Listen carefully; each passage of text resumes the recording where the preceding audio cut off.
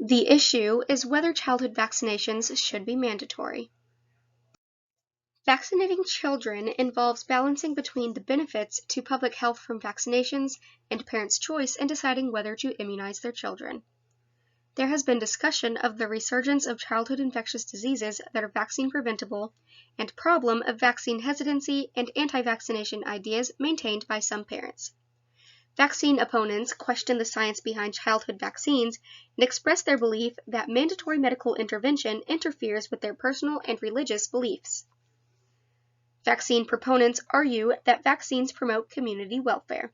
They cite scientific evidence that shows the recommended childhood vaccines are effective and safe, that significant numbers of children need to be vaccinated in order to achieve the necessary herd immunity, and that there should be mandatory vaccinations without personal or religious exemption.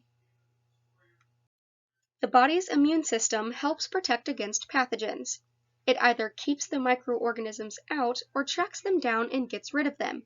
The pathogens that cause problems are the ones that the body does not recognize. Vaccination is a way to teach the immune system how to recognize and eliminate the organism.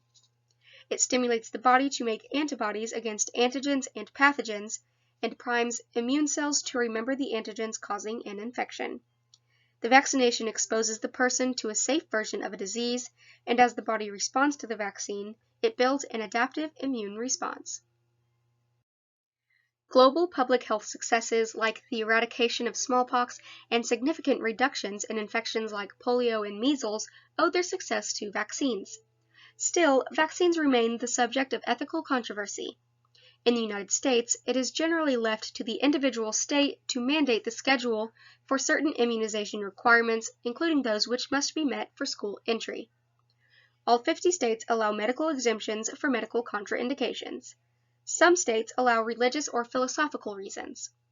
Interestingly, some scientific and medical research studies have found that the people exercising these exemptions are more at risk of contracting the infection, which puts themselves and their communities at risk.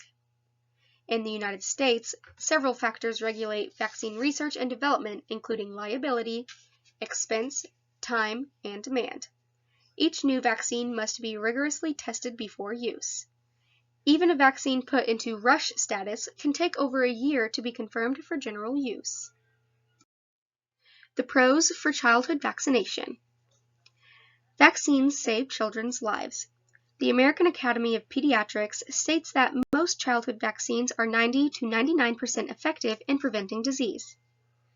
The ingredients in vaccines are safe in the amounts used. Large doses of ingredients like formaldehyde and aluminum can be harmful, but quantities used in vaccines are not. Major medical organizations like the CDC, FDA, AMA, and WHO validate the safety of vaccines.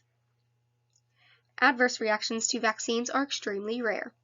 The most serious side effect of vaccines, anaphylaxis, occurs in one person per several 100,000 to 1 million vaccinations.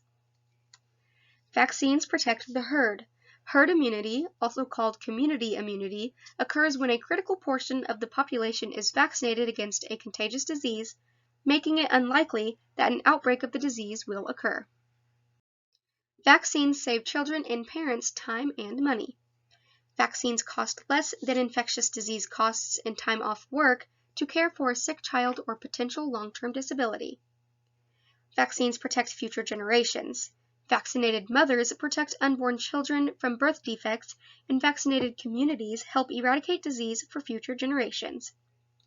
Vaccines eradicated smallpox and nearly eradicated diseases like polio. Vaccine-preventable diseases have not disappeared yet, so vaccination is still necessary. Vaccines provide economic benefit for society.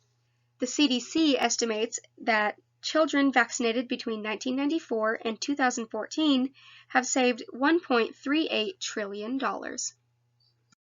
The issue of pro-con vaccination remains controversial, but the fact that vaccinations save lives is not. The benefits of preventing disease with a vaccine far outweigh the risks.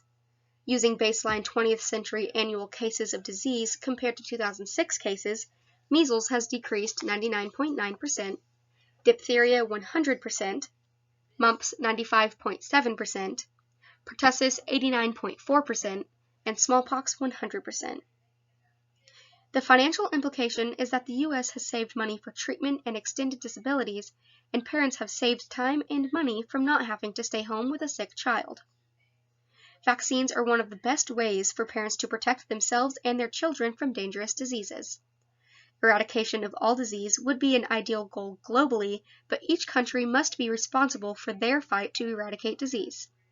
Not only do vaccinations save lives, they save money too. It is always cheaper to prevent a disease than to treat it.